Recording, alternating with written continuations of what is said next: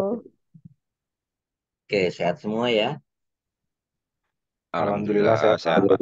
sehat. Jaga kesehatan sampai pertengahan Desember ya. Setelah ujian akhir mau sakit nggak apa-apa. Kalau kalau enggak ya jaga kesehatan sampai masuk lagi semester depan. Baik, ada pertanyaan nggak? Terutama tentang topik terbaru yaitu pemeta rencanaan ilmu pengetahuan, teknologi dan inovasi atau Science, Technology, and Innovation Road Mapping. Ada yang sudah baca? Sudah lihat? Sudah? Izin bertanya Pak Tatang. Siapa? Oke, Mas Dito. Oke, silakan. Ya, Sebentar, sebentar, mungkin sebentar. iya. Supaya nggak kelupaan, saya sambil mengabsen. Dito. Oke, ya silakan. Baik Pak. Jadi saya tertarik tentang yang kan di materinya itu kan tentang roadmap ya Pak ya. Jadi kan Ya, terkait roadmap bagaimana penerapan e-banking di dalam perusahaan. Nah ini sekedar mungkin sharing tapi sambil ada pertanyaan juga sih Pak. Ini terkait oke. beberapa case di tempat mikro sebetulnya.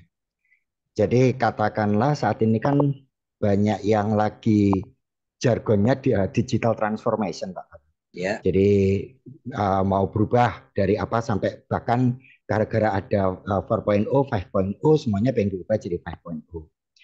Nah, tapi kenyataannya kan kadang hal itu seperti dipaksakan.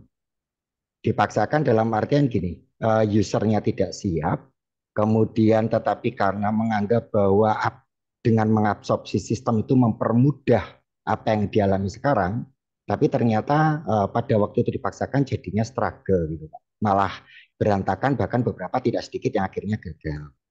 Nah, saya tertarik yang ke salah satu di video Bapak adalah tentang pada pengalaman contoh yang di BPPT. Salah satunya adalah saya lupa pengembangan apa, tapi intinya adalah bagaimana menyiapkan menyiapkan tim salah satunya menggunakan training melakukan training dan sebagainya. ya. Nah, eh, roadmap seperti ini, Pak, roadmap seperti ini, itu sebetulnya consideration-nya itu harusnya munculnya dari siapa ya, Pak? Maksudnya gini, apakah itu harus di level CIO, apakah harus di level CEO, karena kan hubungannya sama target daripada perusahaan. Ataukah memang ini mau dibentuk kalau yang dulu tugas sebelumnya itu kan kebetulan kami mendapatkan paper terkait peran people di dalam inovasi. Nah, ataukah memang harus dibentuk grup khusus di mana dia itu mempelajari current condition, future condition gap-nya itu yang terdekat apa, sampai kemudian melakukan roadmap yang seperti Bapak sampaikan. Jadi future-nya 3 sampai 6 tahun ke depan. Begitu, Pak. Mungkin itu yang kebetulan boleh saya bilang banyak case yang sedang saya hadapi banyak seperti itu, Pak. Ya. Dikatakan bahwa Anda belum siap, Anda harus ini dulu. Nah, ternyata itu faktanya nggak gampang. Mungkin itu mungkin Pak tentang. Terima kasih Pak. Oke, baik. Eh, Kalau bagaimana idealnya kita bisa baca di buku ya. Jadi seharusnya bagaimana kan ada di kalau di buku saya disampaikan beberapa pengalaman di perusahaan itu selalu umumnya top down. Jadi pimpinan puncak yang menyampaikan bahwa kita harus begini-begini untuk level perusahaan. Tetapi kalau level industri biasanya beberapa perusahaan itu menyuarakan kepada pemerintah dan pemerintah itu melakukan semacam assessment, kemudian mereka memfasilitasi sifatnya. Jadi contohnya di Amerika Serikat pernah terjadi bahwa karena mereka merasa ada ancaman quote unquote dari persaingan industri elektronik dari Jepang dan komunitas industri elektronik dan ICT saat itu ya sebelum menjadi sebuah ICT itu menyuarakan kepada pemerintah, maka pemerintah memfasilitasi melakukan roadmap kolaboratif. Jadi apa sih? Karena kan banyak sekali ya tantangan di industri elektronik itu. Kemudian forum menyepakati bahwa oke, kalau begitu yang harus dirumuskan roadmap-nya itu adalah semiconductor. Kenapa semiconductor? Karena semiconductor merupakan salah satu key technologies, jadi teknologi kunci di industri elektronik. Gitu ya, itu disepakati. Tidak berarti yang lain tidak tidak penting gitu, tapi itu dinilai oleh forum sebagai bidang yang akan memberikan dampak manfaat yang lebih luas bagi beberapa perusahaan elektronik. Nah, kemudian mereka melakukan dan prosesnya seperti itu gitu. Nah, eh, saya hanya bercerita pengalaman saya di BPT. Jadi kita di BPT juga pada bertanya siapa yang harus memulai ya gitu kan. Apakah harus dari eh, top manajemen atau bagaimana gitu kan. Nah, kemudian saya tidak menunggu gitu. Jadi dari apa yang saya alami, kemudian kita berembuk dengan teman-teman, maka oke karena apa kalau kita menunggu BPT belum tentu BPT menilai ini merupakan sesuatu yang sangat penting. Oleh karena itu kita mulai saja di bidang ICT itu kita mau ngapain sih 3-5 tahun ke depan gitu kan. Nah, kemudian kita berembuk dengan saya dulu punya 3 kepala bidang. Kemudian diskusi, sebetulnya ada satu unit lagi di luar unit kami itu yang menangani jaringan IPTEK pemerintah ya, IPTEK Net gitu kan. Nah, itu kemudian dia mengikut gitu ya, si unit ini ikut di roadmap kita. Jadi kita rumuskan itu apa saja bidang topik teknologi yang penting. Oh itu penuh perdebatan itu ya. Jadi nggak mudah gitu. Jadi kita bahas dari proses kemudian kita sepakati. Oh ada sekian topik ICT yang menurut kita kunci bagi BPPT untuk bisa berperan secara nasional. Nah, kemudian proses seperti itu. Setiap minggu dan minimum 1 bulan sekali kan kita ada rapim ya, rapat pimpinan. Mulai dari jenjang eselon 2 dipimpin oleh deputi, kemudian nanti deputi punya rapim dengan kepala BPT. Nah, itu dibahas, kita sampaikan, kita merencanakan melakukan begini. Alhamdulillah itu direspons dengan baik oleh pimpinan kami. Gitu. Kemudian ya udah kita rumuskan dan setelah melihat bahwa ini punya perkiraan dampak yang penting ke depan maka kemudian pimpinan menyampaikan bahwa program teknologi yang akan dilaksanakan harus punya roadmap-nya mau kemana gitu karena kita mengakui bahwa tanpa itu kegiatan itu hanya sifatnya insidental. Oh iya, tahun ini kita mengusulkan apa. Tahun depan ya tergantung idenya siapa gitu kan. Nah, dengan melihat pengalaman seperti itu, dinilai bahwa kalau punya roadmap, maka program teknologi diharapkan bisa jauh lebih baik. Alokasi anggaran, kemudian penyiapan sumber daya manusia, itu juga diharapkan akan lebih baik. Dan kita tunjukkan gitu ya, dengan contoh roadmap kami, itu kita mengusulkan misalnya Pak tahun sekian kami mengusulkan mengirim orang untuk sekolah S2, sekolah S3. Kenapa? Karena pada tahun seperti itu kebutuhan kami begini begini begini. Dan itu memang didukung oleh fakta bahwa kita mendapatkan penugasan yang banyak dari pimpinan. Ya, tadi di bahan saya itu kan 2006 kita menyiapkan draft roadmap, kemudian 2007 bahkan mendapat tambahan tugas. Ya, ada kebutuhan untuk mengembangkan tsunami early warning system yang sebetulnya eh, nyawa utamanya sebetulnya berkaitan dengan ICT gitu dan ICT kompetensinya di tempat saya gitu. Nah, itu kebetulan saja. Kemudian penugasan juga dari pimpinan bahwa unit kami harus mendukung penyelenggaraan pemilihan umum saat itu 2009. dan kita diminta oleh KPU untuk membantu. Jadi saya mendeploy beberapa orang khusus untuk mendukung persiapan pemilu 2009 itu dari 2007. Kemudian saat itu juga Kemendagri meminta bantuan kepada BPT ya dalam rangka tadi ya menyiapkan electronic ID. Itu jauh sebelum sebelum program sekarang yang agak bermasalah gitu. Jadi kita terlibat sejak awal sebetulnya saat itu. Nah, dengan demikian memang kita melihat kebutuhan SDM itu cukup besar meskipun SDM di tempat saya itu termasuk yang paling banyak. Jadi sarjana, kemudian master dan PhD di bidang kami itu paling banyak di BPT.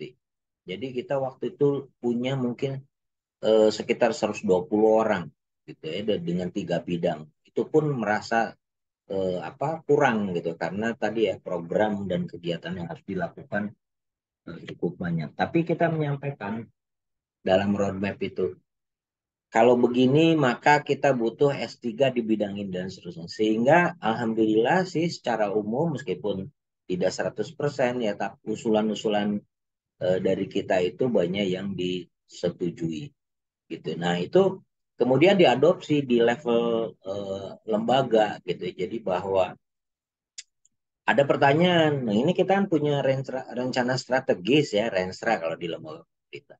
Apa hubungannya? Lalu terus kami usulkan bahwa roadmap teknologi merupakan bagian integral, jadi harus nyambung gitu kan. Jadi kalau ada penyesuaian terhadap Renstra juga harus didukung oleh roadmap teknologi.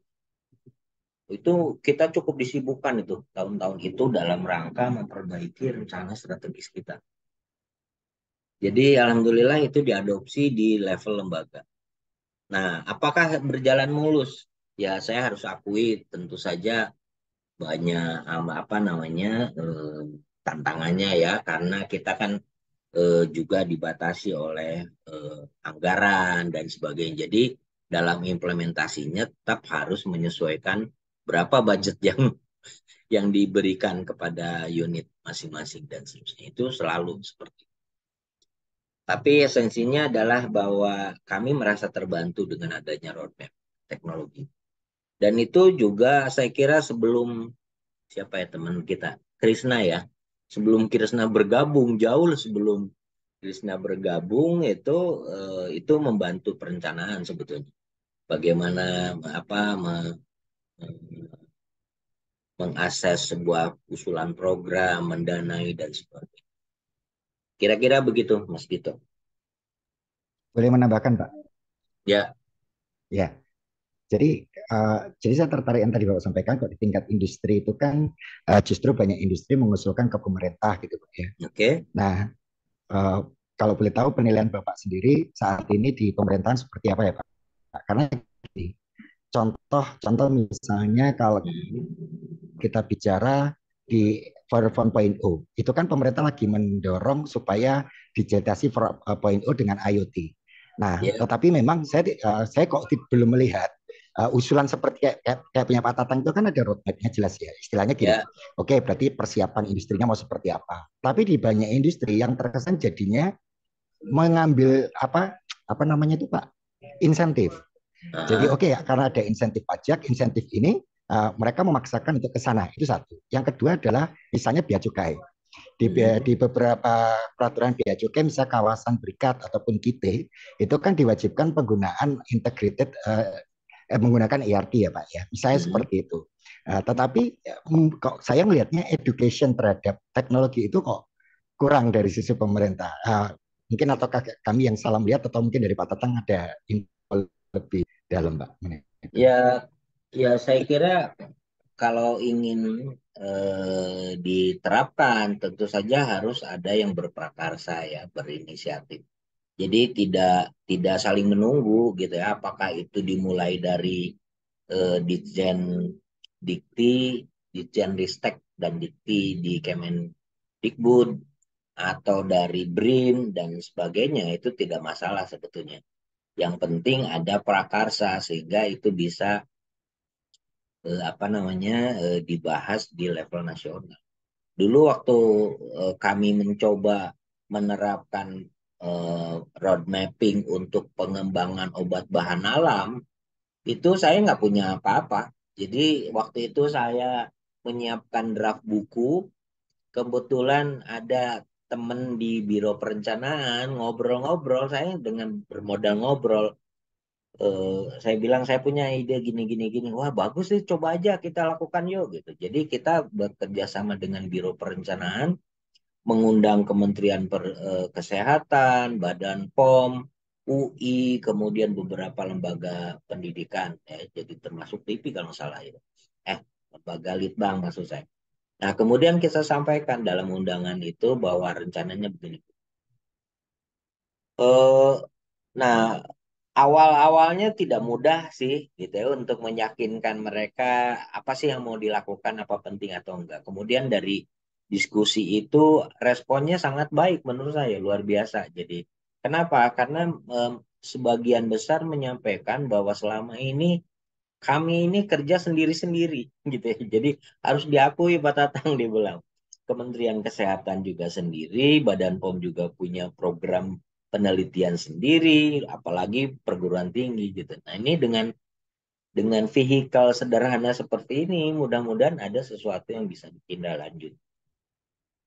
Jadi kita lakukan tuh dari 9 jenis tanaman obat yang potensial gitu ya.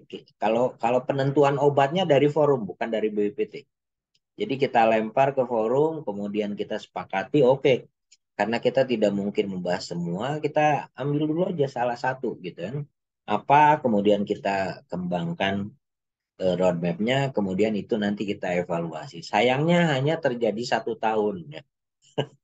Jadi apa kurang berlanjut. Tetapi dari pengalaman itu ternyata ini menarik dan bermanfaat. Kemudian di hampir saat yang bersamaan saya dipanggil oleh Ristek untuk diminta untuk membantu mereka melakukan review gitu. Ini Pak Tatang dibilang, kita kan di dalam program riset unggulan strategis nasional itu memang mewajibkan membuat roadmap dari program mereka. Karena Rusnas itu durasinya sekitar 15 tahun. Nah, jadi tidak mudah bagi Ristek untuk mengawal beberapa bidang teknologi di Rusnas itu. Ada yang buah tropik, ada ICT, macam-macam.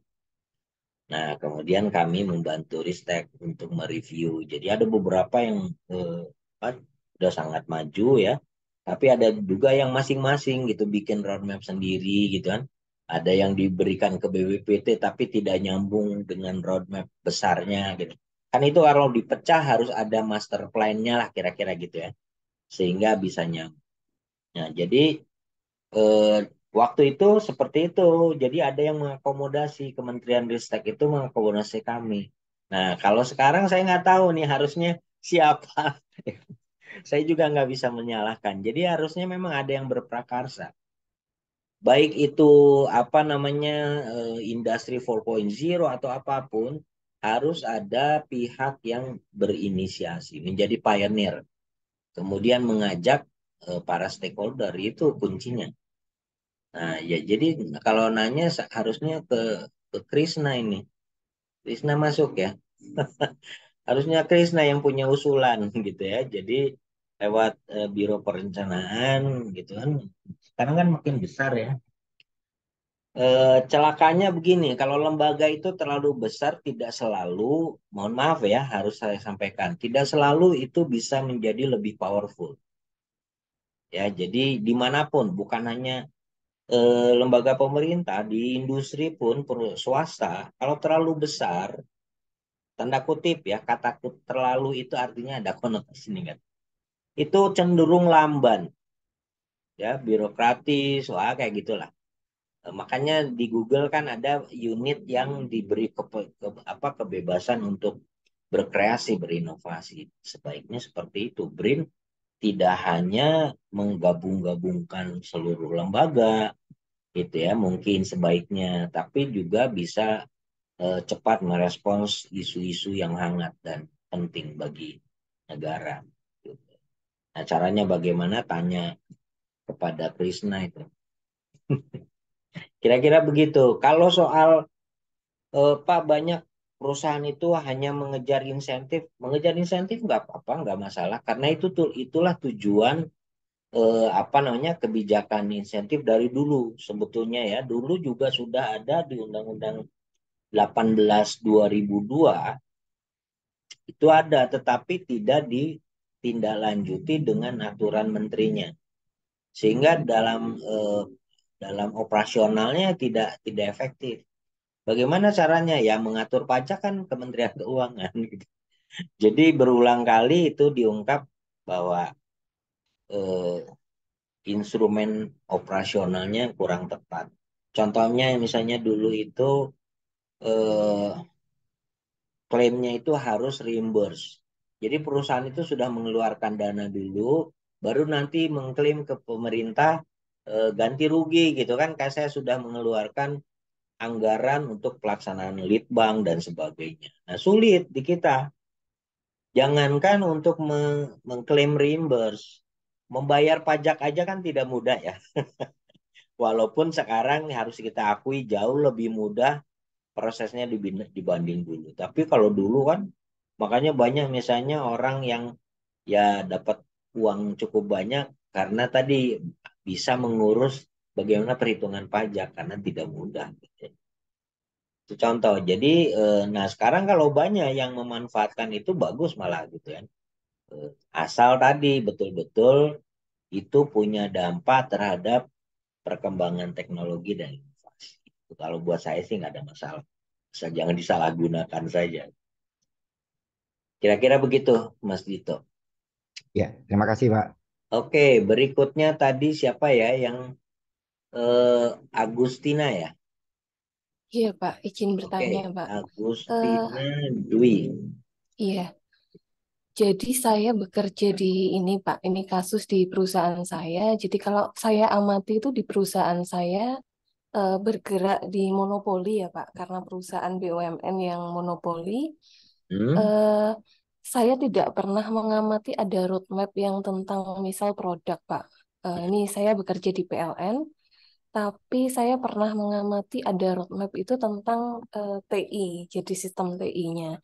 Nah, Oke. kira-kira kalau menurut Bapak, contohnya kayak di PLN ini, kalau menurut saya perkembangannya itu jadi kayak mengikuti eh, apa ya, instruksi dari pemerintah lah.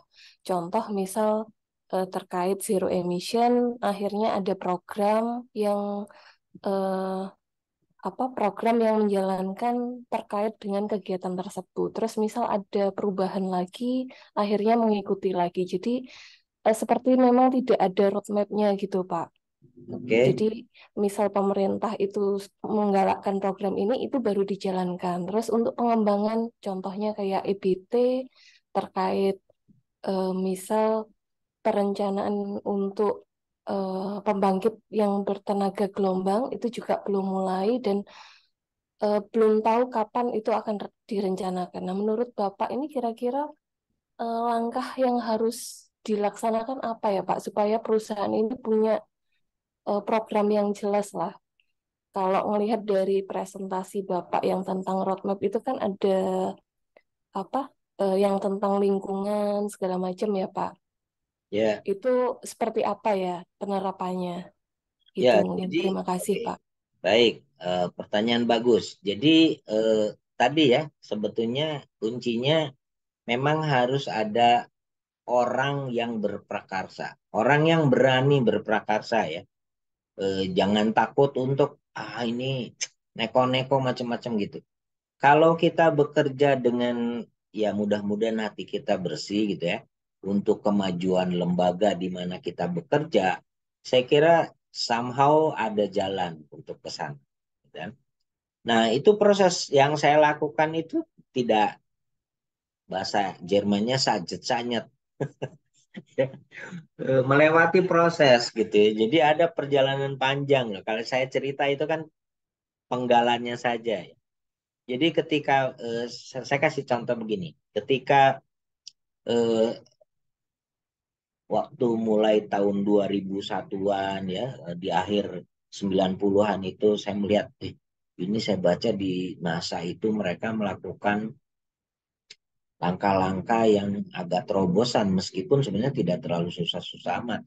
Bagaimana? Yaitu tadi ya, membuat tool sederhana untuk mereka dan bersama kantor perbendaharaannya pemerintah ya Amerika, bagaimana caranya menyeleksi tadi ya kalau ada proyek teknologi di NASA gitu. Karena tadi perusahaan-perusahaan itu yang mengajukan pasti orangnya hebat-hebat gitu. Oh, selalu mengklaim teknologi kami sudah siap, bagus dan sebagainya.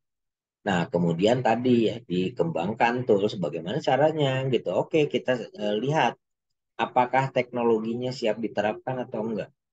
Itu pun perdebatannya panjang. Nah, jadi saya belajar itu. Oh iya ya. Ini mirip yang kita hadapi di tempat saya gitu. Kemudian saya pelajari. Waktu saya ngomong itu nggak di apa di tidak direspon oleh orang-orang gitu. Ini Pak Tatang ini ngapain sih ngomong tentang pengukuran kesiapan teknologi itu gimana gitu gitu lah. Tapi saya terus gitu ya. Saya bahkan di lingkungan sendiri saja itu teman-teman itu apa ya untuk apa gitu kan kayak gitu ya. Tapi saya terus lakukan. Nah, kemudian ada beberapa orang yang bisa menangkap, oh idenya begini, begini. Direspon. Yaitu salah satu yang merespon saya adalah teman di Ristek gitu ya. Jadi Pak Tatang, ini bagus nih gini-gini, bisa nggak di-share dengan kami? Saya dipanggil gitu kan. Kemudian disuruh ngomong ke deputinya, ngobrol di ruangan deputinya gitu. Oh bagus nih, coba kita bikin pelatihan ya gitu. Alhamdulillah direspon dengan baik, kemudian pesertanya itu dari perguruan-perguruan tinggi gitu ya, dan sebagainya. Nah dari situ kemudian berkembang, kemudian saya juga mempelajari mengenai innovation system dan sebagainya. Itu orang juga, apa itu innovation system? Jadi bukan hanya orang itu tidak merespon dengan baik, tapi bahkan beberapa agak negatif gitu ya. Jadi kayak agak memusuhi gitu. Karena karena seperti membawa paradigma yang berbeda dengan mainstream. Ya cara berpikir mainstream, kemudian ada hal-hal yang baru kan selalu begitu. Pasti gitu. Jadi kalau kita membawa sesuatu yang quote unquote kita anggap kreatif, yang baru, pasti ada perlawanan gitu. Jadi jangan berharap bahwa selalu sistem itu akan menerima begitu saja dengan mudah. Enggak gitu. Namanya juga pembaruan. Ya, orang itu diajak berubah itu meskipun tahu perubahan itu akan baik pun pasti ada perlawanan. Ketidaksukaan pasti ada. Jadi ya kita harus harus siap menghadapi hal seperti itu. Nah, pemikiran tentang sistem inovasi itu makin lama makin menular gitu ya. Saya bisa meracuni cara berpikir beberapa orang sampai kepada pimpinan ya. Dan tahun 2007 itu saya dipanggil gitu kan, kemudian menyampaikan usulannya gitu kan. Pak, waktu itu kebetulan kami merencanakan teleconference. Jadi kalau sekarang kan nggak biasa aja ya melakukan teleconference. Saya punya Zoom, akses Zoom, saya bikin acara mengundang secara nasional kan gampang ya. Bayangkan kalau tahun itu nggak bisa, nggak mudah gitu. Jadi yang punya perangkat untuk bisa melakukan teleconference pun hanya di dulu tuh apa ya, Diknas atau Dikbud, saya lupa. Biro Perencanaan sana. Nah, kebetulan saya kenal, ngobrol gitu. Oh, cerita mereka, fasilitas kita tuh sebenarnya bisa dimanfaatkan untuk bidang-bidang iptek. Oh, saya langsung respons. Pak, kami boleh nggak gitu memanfaatkan untuk apa, Pak Tatang? Saya ceritakan. Kita kan punya beberapa program teknologi. Kita ingin menyampaikan kepada para stakeholder secara nasional. Tapi kan tidak punya apa namanya infrastrukturnya gitu untuk membuat telekonferensi itu nggak bisa. Oh bisa Pak gitu. Kapan rencananya? Nah hal itulah yang saya sampaikan pada pimpinan. Gini gini gini gini gitu. Tapi yang bicara harus Bapak, saya bilang kepala BPT, almarhum ya, Profesor Saijeni. Jadi beliau itu kembar dengan kepala LIPI. Eh, Almarhum Saijeni ini keahliannya di bidang aerospace ya, karena beliau dapat doktornya dari Amerika di bidang itu. Nah, saat itu beliau menjadi kepala BPT. Kemudian saya sampaikan gagasannya. Bapak bicara di telekonferensi ini, eh, audiensnya siapa? Audiensnya itu perguruan tinggi di daerah. Meskipun belum semua daerah, kalau nggak salah hanya 5 ya. 5 atau 6 lokasi lah yang punya fasilitas di daerah itu. Saya ngomong apa? Saya bilang ngomong sistem inovasi, Pak. Supaya bisa nyambung, karena kan backgroundnya beda-beda gitu. Apa itu sistem inovasi? Saya ceritakan. Beliau tertarik, tapi itu bukan bidang beliau kan. Beliau itu sangat teknis di bidang aerospace engineering lah gitu ya. Jadi kemudian saya hampir tiap hari, mungkin 2 hari atau 3 hari sekali dipanggil gitu ya, untuk diskusi dengan beliau, gitu ya, sampai berdebat tentang apa aplikasinya seperti apa dan seterusnya. Nah, lama kelamaan beliau bisa memahami dengan apa namanya dengan baik tentang gagasan sistem inovasi. Kemudian alhamdulillah beliau bersedia gitu kan. Jadi oke, dia bilang siapkan bahannya, saya akan bicara. Tetapi siapkan itu tidak berarti mentah-mentah dari saya. Setiap halaman PowerPoint yang saya buat itu di depan. Baru setelah beliau yakin kemudian diterima. Jadi bertahap tuh prosesnya. Sampai kepada waktunya beliau menyampaikan di forum telekonferensi. Dan itu pertama kali di sejarah BPT gitu ya. Kepala BPT menyampaikan pemikiran sistem inovasi secara nasional. Nah, jadi prosesnya itu bertahap itu. Saya tidak menunggu apa atasan saya untuk memerintahkan. Saya mengusulkan saja. Toh saya tidak punya niat jelek gitu kan. Niat saya bagus itu supaya bagaimana pemikiran kita diterima. Jadi ya building community of practice itu yang saya pelajari. Jadi ya kita punya tanggung jawab untuk membangun komunitas kita untuk menyampaikan ide-ide baru gitu ya. Jadi bertahap. Jadi jangan jangan apa pengen terus langsung gitu kan. Apalagi kita staff biasa gitu dan itu biasa gitu ya. Bahwa nanti ada perlawanan itu nggak masalah. Itu yang saya lakukan. Jadi bottom up prosesnya. Ya kita mengajak teman-teman yang sepemikiran untuk diskusi, dialog, sampai nanti terdengar tuh ya ke orang lain, ke atasan dan sebagainya. Jadi bertahap. Nah, dengan hal yang serupa, saya kira itu bisa dilakukan di lingkungan PLN. Jadi jangan, ya memang bisa difahami kan, kalau BUMN pasti menunggu kebijakan pemerintah seperti apa. Tapi tidak berarti BUMN tidak boleh berprakarsa. Kan ada gambar besar yang diharapkan oleh negara kita nih, eh, apa namanya sumber daya energi listrik ke depan itu seperti apa? Kan itu bidangnya PLN tuh, gitu kan? Nah, bertahap. Mungkin ada pemikiran-pemikiran dari yang hal yang kecil yang bisa dilakukan oleh PLN yang bisa berkembang besar. Bertahap seperti itu.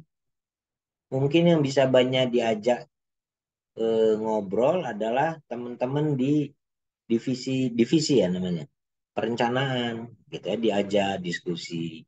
Terus stakeholder PLN itu kan selain Kementerian BUMN adalah Kementerian Sumber Daya Energi kan. Nah, bikin komunitas kecil mungkin ajak juga tuh Krisna yang dari BRIN.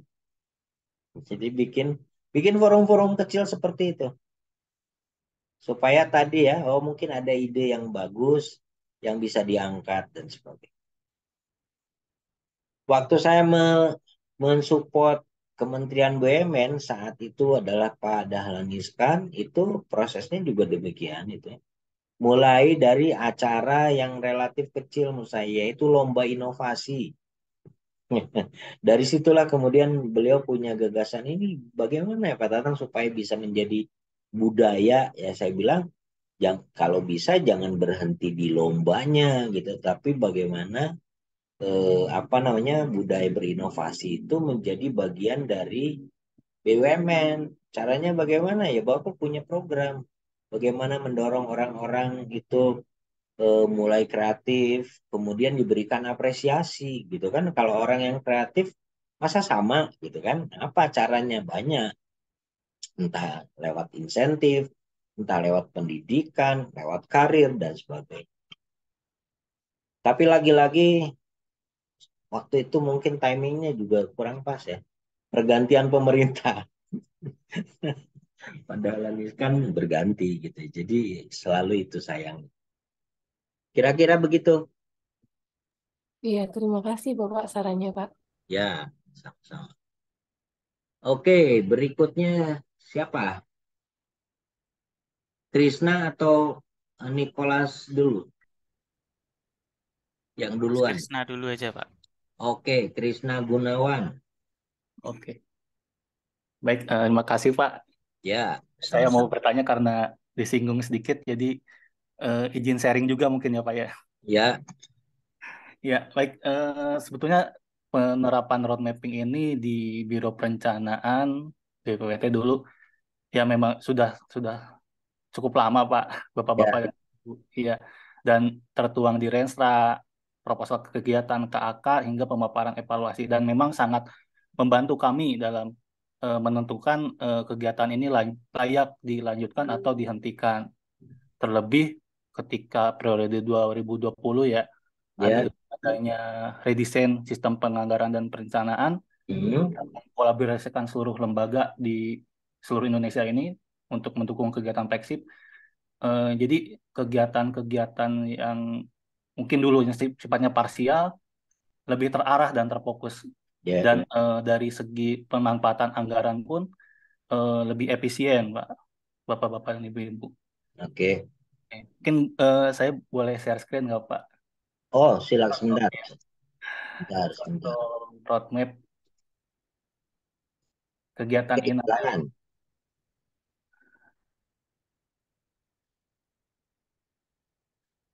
Nah, ya, jadi mungkin ini contoh roadmap kegiatan 2020 hingga 2024 yang Oke, sayangnya hanya berhenti di tahun 2021 karena adanya integrasi lembaga BPT oke. Bumn. Ya. Memang ini yang diminta dulu oleh Pak Kepala, Deputi, dan di Biro Perencanaan sendiri. Dan ini sangat-sangat membantu, khususnya dalam penentuan anggaran, dan bagaimana kita nanti melaporkan ke stakeholder terkait sih Pak, Bapak-Bapak Ya. dan Ibu. Oke. Oke. Ini untuk bidang apa ini? Ini mitigasi bencana, Pak. Oh, INATW. mitigasi. Oke. Oke. Ya, jadi misalnya di sini ada 4 divisi, ini tergambarkan per tahunnya bagaimana begitu. Oke, nanti mungkin kalau ada yang mau minta ininya bisa bisa japri ke saya sih, Pak. Bapak-bapak, Ibu-ibu. Lalu Baik. selanjutnya saya ingin tanya ini, Pak, khususnya di Oke, BRINS. sebelum tanya saya sedikit komentar ya. Boleh nggak? Silakan. Eh, memang memang ada beberapa versi roadmap ya. Jadi di luar negeri pun ada beragam. Tetapi yang saya adopt itu adalah yang metode layering, berlapis gitu ya. Kue lapis itu memang enak. Hmm. Tapi kenapa menurut saya itu salah satu opsi terbaik? Karena dengan layering itu bisa memberikan kepada kita gambaran visual. Apa langkah-langkah yang perlu dilakukan ke depan. Jadi dimulainya dari masa depan dulu gitu kan. Dan Hmm. kelihatan keterkaitannya ya. Kalau di roadmapnya Krishna itu kan hanya hanya penggalan-penggalan tahun ya. Ya tentu harapannya bisa disempurnakan dengan linkage-nya. Jadi apa keterkaitan dari waktu ke waktu antara elemen tertentu dengan elemen yang lainnya. Itu yang perlu diperbaiki gitu. Karena kalau enggak ya hanya linear saja. Padahal sebetulnya kan terutama kalau pengembangan teknologi termasuk kebijakan itu kan tidak selalu linear kan. Jadi itu yang perlu ditambahkan di situ. Gitu. Oke, tadi mau bertanya silakan mau bertanya apa? Iya, Pak. Eh, ya terkait kondisi sekarang, Pak, yang mungkin bukan terganggu ya, ya terdistract mungkin karena aspek politis ya, Pak, yang merubah rencana secara masif, berubah total lah dari rencana awal di lembaga yang Oke. dulunya mungkin tergambar step-stepnya setiap tahun, sekarang dengan sistem opat platform yang hanya insidensial, ini khususnya bagi kami di perencanaan atau di pelaksana, apa yang seharusnya dilakukan Pak untuk menjaga road mapping tersebut, terutama yang kegiatan-kegiatan yang masuk ke dalam RPJMN atau prioritas nasional Pak. Ya, yang paling bisa saya sarankan adalah konsisten dengan sistem perencanaan nasionalnya saja. Kecuali kalau eh, peraturan perundangan menyatakan beda gitu ya. Kan di sistem perencanaan pembangunan di Indonesia sampai sekarang itu perencanaan itu ada di level nasional ya, ada RPJPN, ada RPJMN. Jadi RPJMN selalu diterjemahkan dari RPJPN. Kemudian dari RPJMN itu kita menerjemahkan kepada Renstra masing-masing lembaga. Itu aja ikuti. Seharusnya sih kalau sistem politik mendukung, maka itu yang wajib dilakukan oleh lembaga apapun. Ya, bukan hanya oleh BRIN. Kecuali kalau memang peraturan perundangannya sudah berubah. Gitu. Jadi misalnya BRIN tidak perlu mendukung pembangunan nasional gitu. Nah, sekarang ditelusuri saja apakah program BRIN itu masih sesuai dengan rencana pembangunan nasional atau tidak. Gitu. Jadi ya pertanyaannya kepada diri kita sendiri, sesuai enggak? Tuh. Menjawab pertanyaannya, Krisna? Cukup menjawab Pak. Ya, Ya kan nggak bisa yang lain kan. ya betul. Jadi jadi jadi dulu dulu ini juga dulu waktu saya mengusulkan BPPT itu harusnya punya roadmap teknologi, saya bilang, karena Badan Pengkajian dan Penerapan Teknologi T-nya itu. Kalau BPPT tidak punya roadmap teknologi, bagaimana lembaga yang lain? Diperdebatkan itulah. Terus nanti bagaimana fungsi Renstra? Saya bilang loh, karena sistem perencanaan pembangunan nasional kita begitu, top down-nya begini, setiap lembaga harus punya Renstra, dan tidak disebutkan harus ada roadmap, maka sebutkan saja bahwa roadmap teknologi itu merupakan bagian integral dari Renstra. Selesai. Kan tidak ada yang dilanggar. Ya enggak? Dari mana surat tentang roadmap teknologi? Dari Kepala BPPT cukup. Gitu. Jadi sebetulnya tidak ada peraturan perundangan yang dilanggar di situ. Jadi apa gagasan kita bisa diterima kan, masuk akal. Kecuali kalau kita memang tidak ingin yang susah-susah, business as usual, ya jangan bicara tentang inovasi dong kalau begitu. Ya, jadi sudah sistemnya seperti itu gitu kan. Oke, kalau begitu ya udah nggak usah selesai itu. Kalau apa mindset kita bahwa tidak mungkin ada perubahan, ya udah jangan bicara tentang inovasi. Inovasi itu tentang perubahan, ya enggak? Pasti ada beberapa hal yang harus disesuaikan, yaitu sebagai implikasi kan konsekuensi. Inovasi di bidang engineering pun bisa merusak tatanan standar, ya enggak? sudah ada standarnya nih, tapi ada perkembangan gitu, ada inovasi teknologi dan sebagainya. Maka standarnya yang harus disesuaikan nanti. Siapa yang duluan, dialah yang men-set standar. Dan itu pun terjadi di negara maju. Siapa yang menentukan standar itu adalah lembaga-lembaga yang jauh di depan. Industri-industri yang pengikut, follower itu akan ngikutin. Gitu. Kan gitu ya. Misalnya bagaimana cara menyimpan data yang cukup besar, yang bentuknya gambar bergerak, itu dikembangkan oleh Fraunhofer kan, lewat MP3, MP3-nya, kemudian MP4. Yang lain kan ikutin.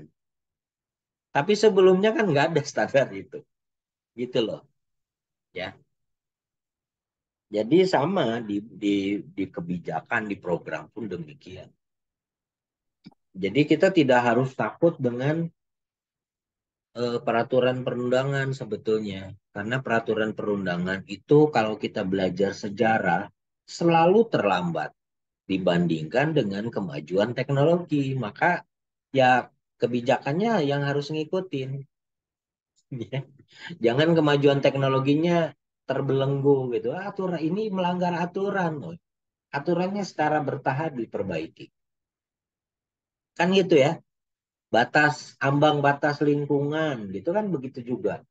Dulu aturan emisi itu kan selalu berkembang juga. Jadi sepanjang itu baik untuk banyak pihak, terutama kehidupan masyarakat, kualitas hidup masyarakat, maka ya harus dibuka kemungkinan pembaruan itu. Demikian juga cara kita bekerja di lembaga kita ya, di perusahaan kita dan sebagainya. Jadi pesan saya sih jangan takut dengan perubahan. Jadi buka pikiran Anda sebebas-bebasnya untuk melahirkan ide-ide kreatif yang bermanfaat. Jadi ide kreatif yang bermanfaat kalau diterapkan dan menghasilkan kemanfaatan nyata itu yang disebut dengan inovasi. Selesai. Gitu ya. Dan tidak harus besar-besar gitu dari yang kecil-kecil.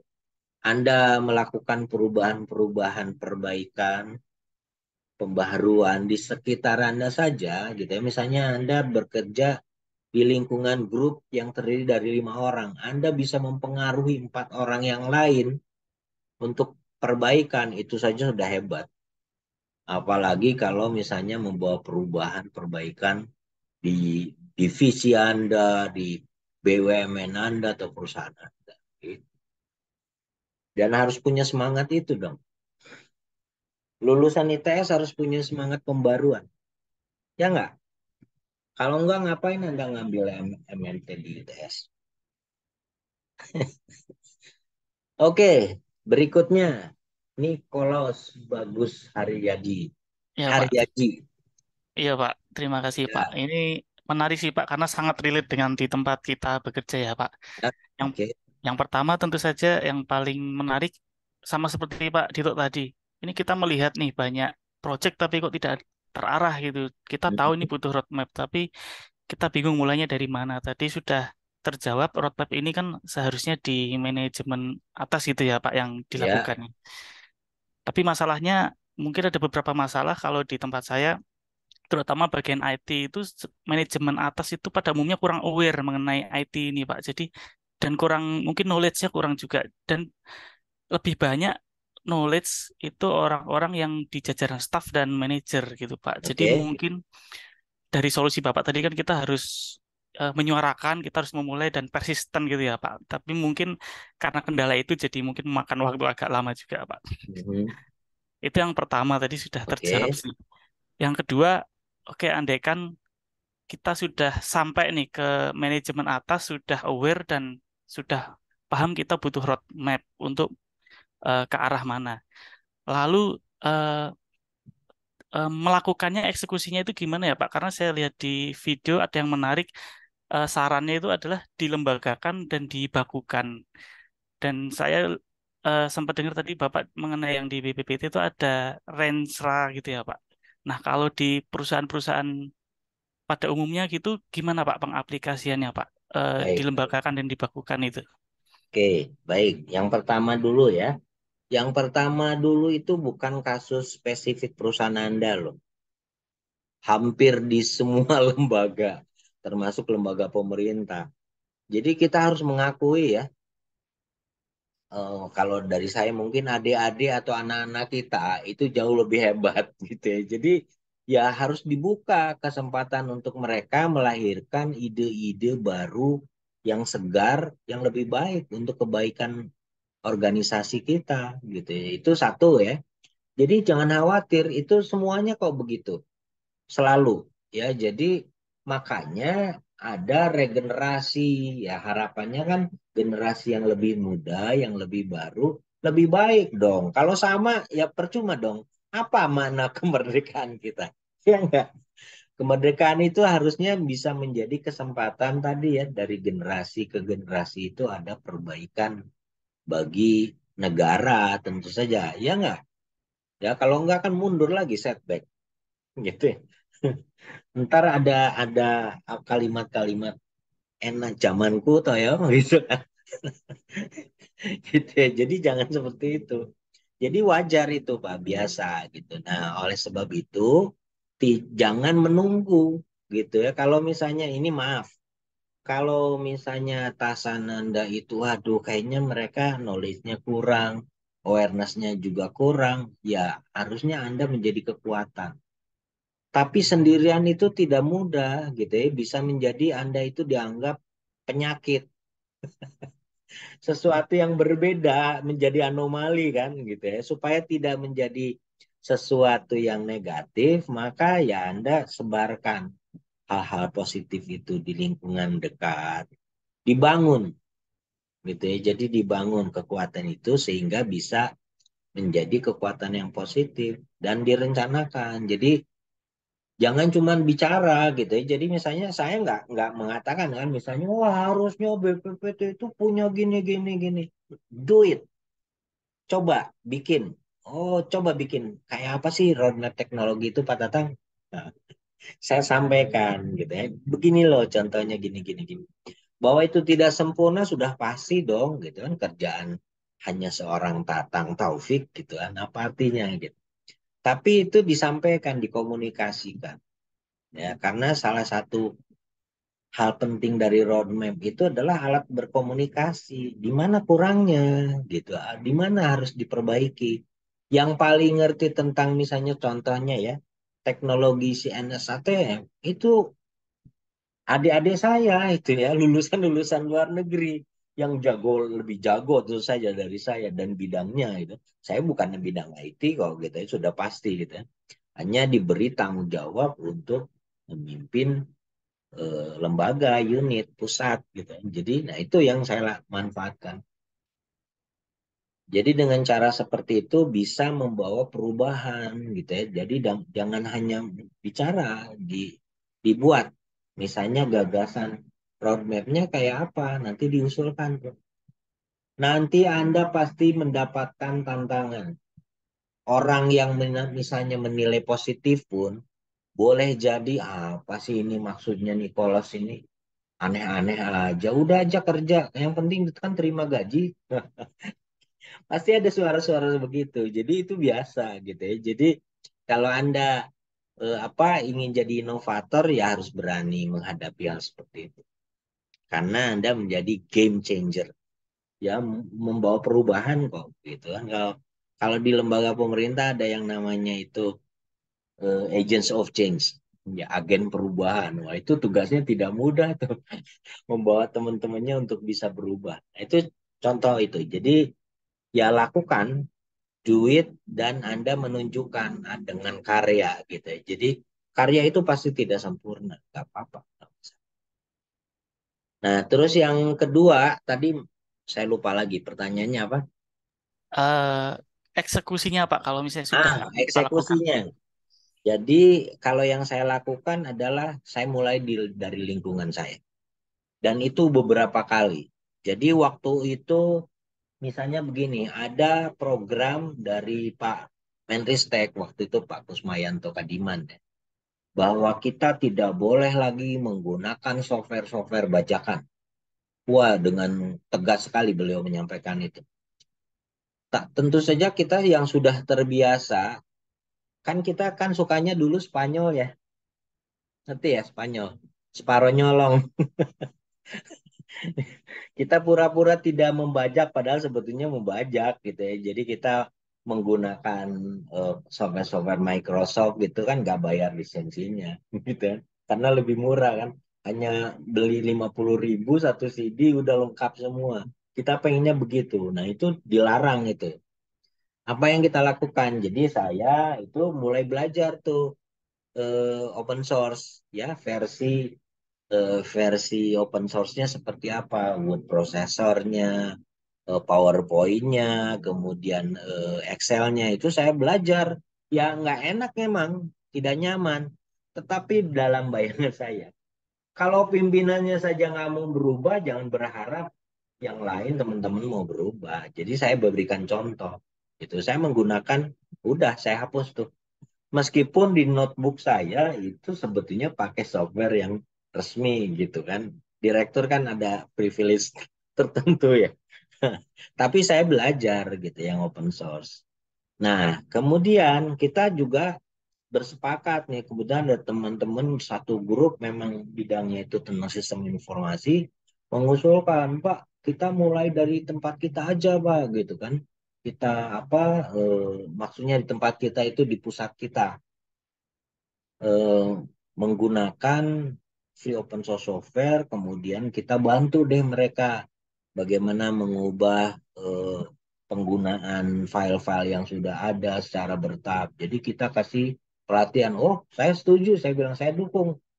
Jadi kita rapat itu, saya dengan 3 kepala bidang dan beberapa orang itu bersepakat, oh kita mulai dari unit kita deh, programnya adalah bermigrasi kepada penggunaan software yang legal. Kalau mereka punya dana, boleh gitu ya pakai produk Microsoft. Jadi saya bilang jangan mengharapkan sesuatu yang halal kan. Kan nggak boleh kan ya. Kita mengharapkan sesuatu yang halal. Eh, Jadi kalau membeli dengan legal boleh gitu diinstal saja. Tapi yang tidak boleh itu tidak membeli lisensinya yang resmi. Nah, kemudian begitu. Jadi kita lakukan mulai dari unit kita. Targetnya berapa lama? 1 bulan kita harus sudah migrasi. Gitu ya. Dan alhamdulillah selesai meskipun ya sudah seperti kita bayangkan, tim itu dapat makian gitu ya, dari perlawanan dari teman-teman sendiri. Wah, ini gara-gara migrasi jadi susah kerjanya gitu kan. Selalu, jadi nggak apa-apa, itu kan proses penyesuaian kan. Selalu yang menjadi sasaran kan salah satunya kan direkturnya sih gitu kan. Nah ya udah, tapi itu konsekuensi saya sebagai direktur saat itu, nggak apa-apa ya. Jadi kita memang harus berani tidak populer sih ya, kan nggak apa-apa juga kan, toh kita bukan tokoh politik ya, tidak populer juga nggak apa-apa. Kan saya ditunjuk itu bukan karena popularitas gitu ya, ditunjuk karena penugasan gitu, jadi nggak, saya tidak takut juga tidak populer. Oke, nah setelah berhasil, kemudian di rapim kami itu saya sampaikan, saya bilang, Pak, di tempat kami itu sudah berhasil melakukan gini-gini. Jadi kami nanti di ulang tahun BPPT akan menyampaikan bahwa PT IKA merupakan unit pertama di BPPT yang sudah menggunakan software legal gitu kan. Di ulang tahun BPPT kan 20 Agustus ya. Nah, di situ. Kemudian bos saya, deputi saya gitu sampaikan, loh, kalau begitu jangan hanya PT IKA dong, satu kedeputian gitu. Wah, itu rame itu. Jadi di rapim kedeputian itu jadi rame karena Pak Deputi menyampaikan itu menjadi agenda kedeputian. Jadi semua unit di kedeputian TM, ya, TM itu singkatan dari Teknologi Informasi, Energi, dan Material. Jadi beberapa bidang di kedeputian. Wah, jadi satu itu, yang kedua menugaskan PT IKA untuk membantu unit-unit kerja di TM untuk migrasi. Jadi kita menyiapkan tuh, karena diberi tugas oleh deputi, kita membantu unit-unit lain untuk migrasi. Bagaimana caranya memindahkan file dan sebagainya. Sekali lagi makiannya lebih banyak tuh, karena dimaki oleh unit-unit di luar unit kami. Tapi nggak apa-apa gitu, karena kita meyakini bahwa itu untuk kebaikan kita sendiri, kebaikan BPT gitu. Jadi kalau BPT saja nggak mau migrasi, apalagi lembaga pemerintah yang lain, kan begitu ya. Jadi selalu berani menjadi pionir gitu. Dan alhamdulillah tuh, kita berhasil sebelum ulang tahun BPT dan di dalam acara Rapim yang diselenggarakan di Bali itu, kita menandatangani piagam bahwa mulai tanggal ini Deputi Tia menggunakan software kayak gitu gitulah. Ya, jadi itu sebagai awal untuk migrasi di lingkungan BPT. Nah, dengan seperti itu kemudian menyebar ya. Meskipun setelah saya pindah dari unit itu, ya sebagian ada yang balik lagi tuh, gitu ya, menggunakan Spanyol nyolong lagi softwarenya. Saya nggak tahu kalau kondisi sekarang, ya. Mungkin yang lebih tahu Krisna lah. Tapi saat itu sebetulnya bukan hanya sekedar berubah penggunaan software menurut saya, tetapi bagaimana kita membawa semangat perubahan tadi. Ya. Eh, Ya, kalau kita ingin melakukan inovasi, mengembangkan teknologi, kita juga harus mengapresiasi karya orang. Kan itu yang esensi, ya. Jadi kalau kita ingin dihargai karya kita, ya kita juga harus menghargai karya orang. Jangan misalnya kita komplain kalau batik kita dibilang, wah ini Malaysia mencontek gitu kan. Tapi kita juga membaca karya karya orang lain gitu ya. Jadi ya harusnya dimulai juga, harus fair kita terhadap semuanya. Itu yang sebetulnya yang semangat yang ingin kita bawa. Kira-kira begitu, Pak siapa? Nicholas. Eh, iya pas nambah lagi Pak kalau kan Ya, proses roadmap ini kan proses yang berat ya karena dia kan konsensus dari banyak kepentingan. Jadi ya. ini emang effortnya besar. Nah, apakah perlu kita bikin unit khusus atau perlu kita masukkan itu ke dalam aturan bisnis kita gitu Pak supaya nge-push itu Pak? Kalau gini, kalau harus unit khusus menurut saya tidak perlu. Tetapi kalau perlu dukungan aturan, iya. Jadi itu yang dimaksud dengan melembagakan. Jadi harus didukung oleh secara formal di lembaga itu supaya orang tidak berkelit gitu ya. Jadi karena ada dasar hukumnya kan lebih enak gitu kan, ada dasarnya untuk kita bekerja. Nah, sebetulnya yang menurut saya dari pengalaman saya dimulainya dari yang kecil kalau mengembangkan dan menerapkan roadmap. Jadi jangan kita inginnya mulai dari yang besar dulu dong, dari pusat gitu. Misalnya dari perusahaan itu semuanya, wah itu berat itu, Pak. Gitu ya. Jadi membawa perubahan sekaligus dengan banyak orang itu yang ada nanti Anda dimaki-maki kemudian ditendang dari perusahaan. Jadi kalau saya sih menyarankan dimulai dari lingkungan yang kecil aja dulu. Kecil buat terapkan, kita lihat review. Anda belajar, proses belajar itu. Membuat membuat roadmap dan menerapkannya, kemudian mengevaluasinya itu proses learning. Jadi Anda banyak mendapatkan tuh. Oh ternyata kurangnya ini ya, seharusnya gini ya. Jadi proses. Jadi jangan sekaligus. Kalau saran saya seperti itu. Kecuali kalau Anda CEO.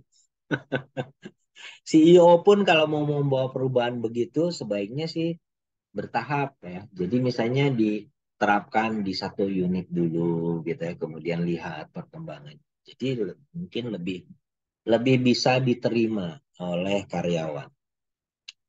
Begitu. Baik Pak, terima kasih insight-nya Pak. Ya, sama-sama. Mas Eko Setio Hastanto.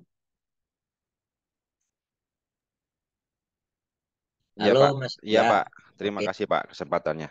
sama-sama. Ya, ing agak terlalu lupa jadi terlalu lama nunggu Pak.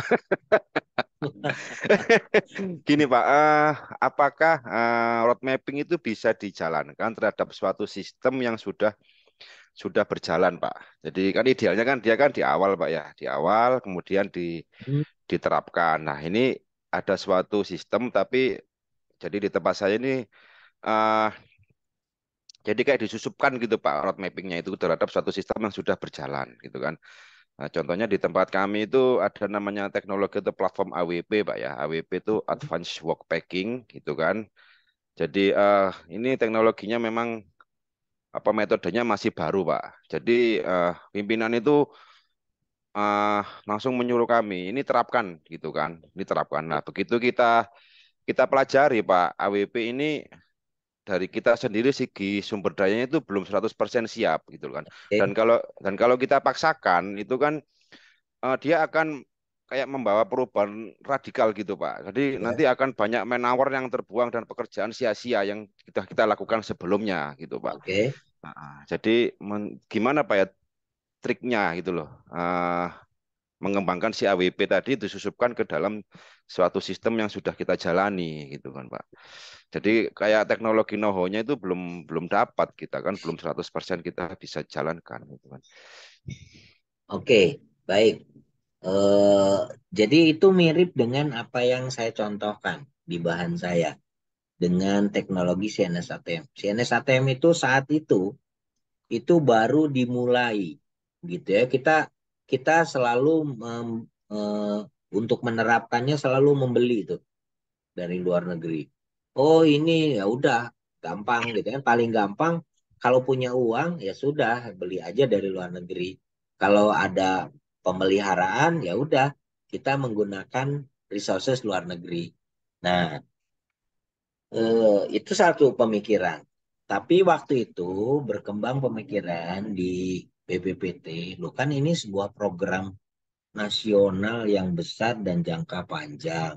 Jadi kita punya pemikiran itu ini sebetulnya bisa menjadi vehikel untuk membangun kemampuan teknologi dan industri nasional gitu ya. Jadi kita beralih dari sistem lama ke baru itu sekalian kita belajar dong supaya industri kita juga bisa terbangun. Harapannya itu mirip dengan program IKTP sebetulnya dulu. Kami kenapa terlibat ada tadi ya ada harapan wah ini bisa jadi vehikel untuk membangun kemampuan teknologi dan industri nih gitu kan bagaimana mengembangkan smart card dan sebagainya gitu ya. Pada saat itu kan masih awal-awal gitu ya jadi itu semangat kita gitu harapannya bisa seperti itu nah jadi kita membuat peta rencana itu eh, menyangkut dua hal bagaimana nanti teknologi baru itu bisa menggantikan sistem yang lama, sementara sistem yang lama ya berjalan aja.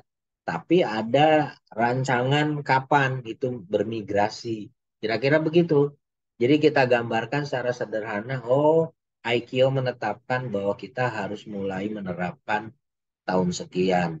Sebetulnya di dokumen mereka itu kira-kira di periode 2020-2025 itu kita sudah harus mulai menerapkan secara penuh CNS ATM. Tapi rasanya sih mundur lagi ya.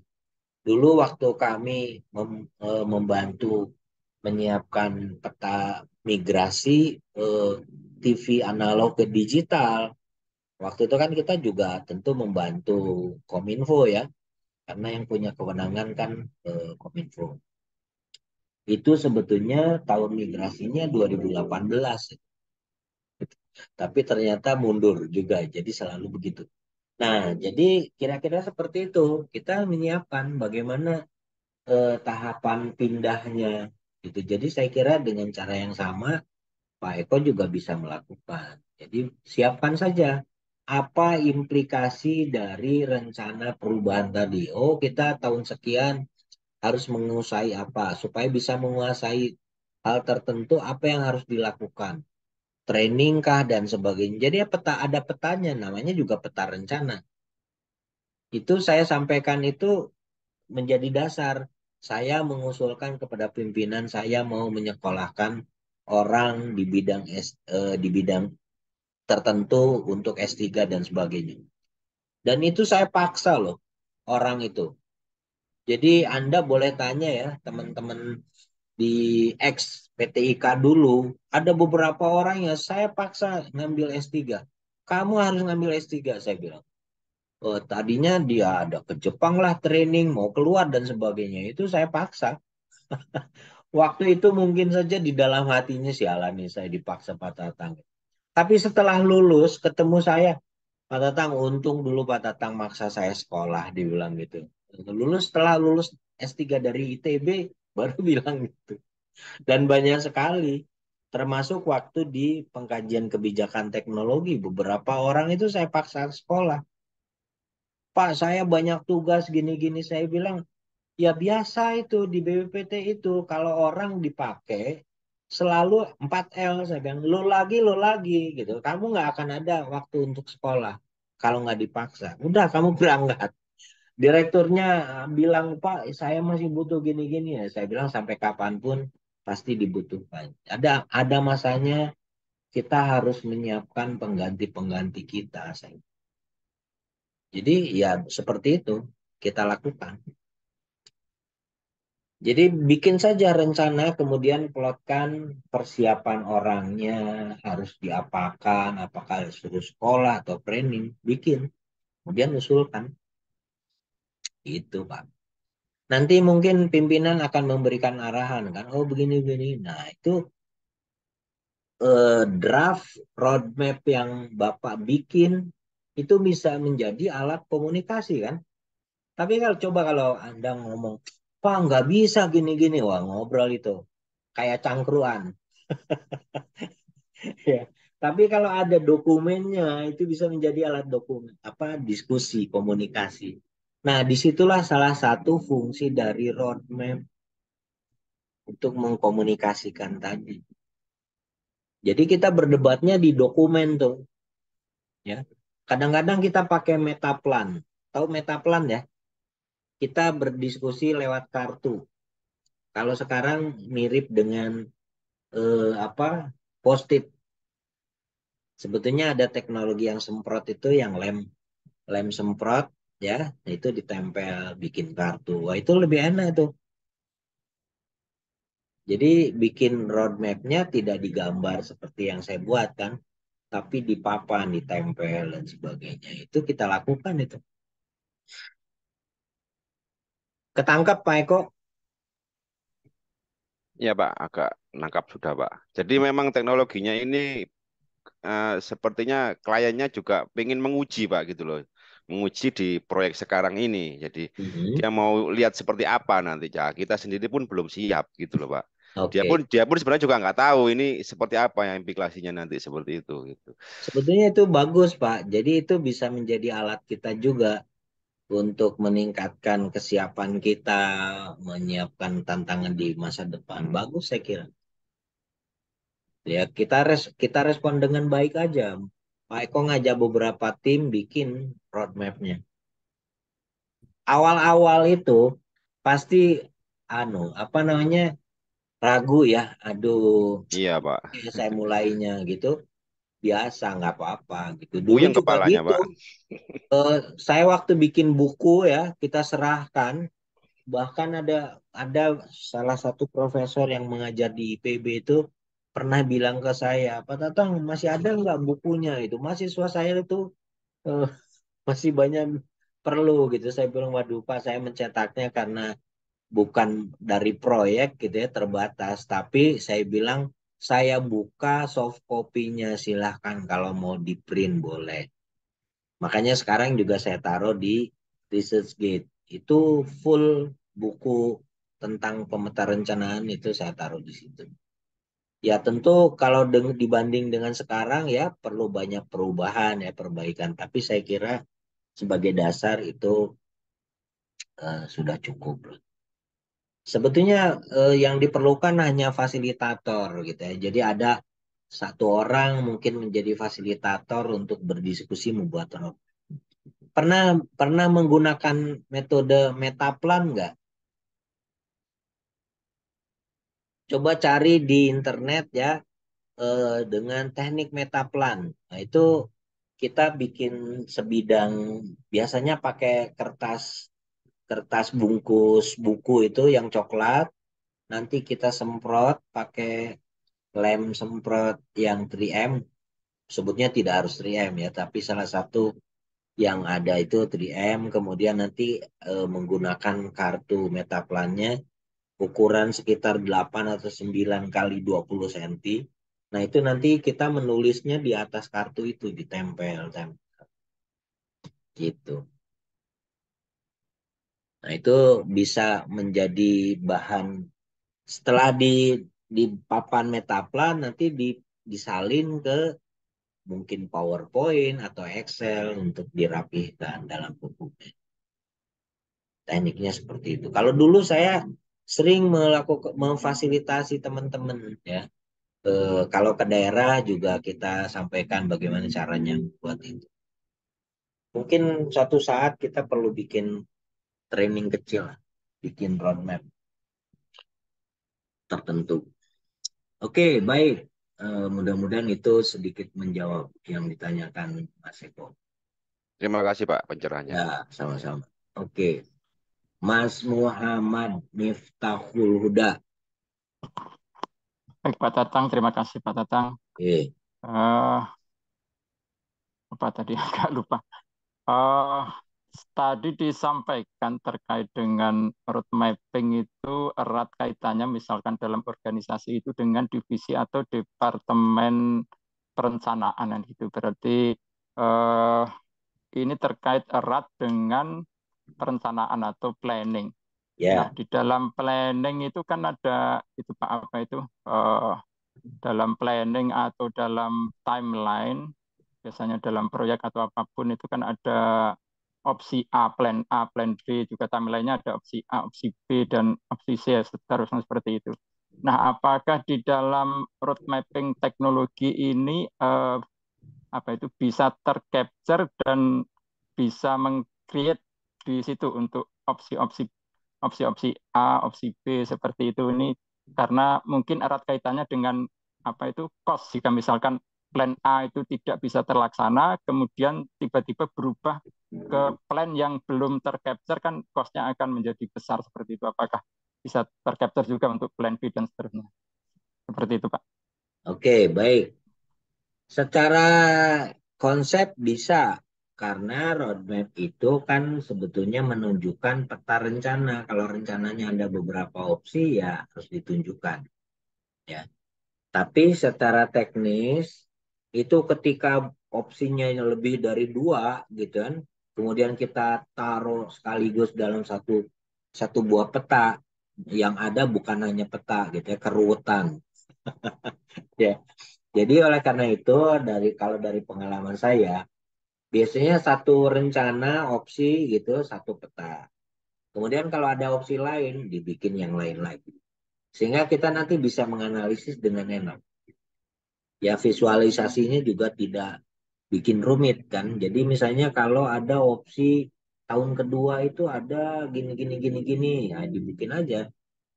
Tapi tidak sekaligus dalam satu peta.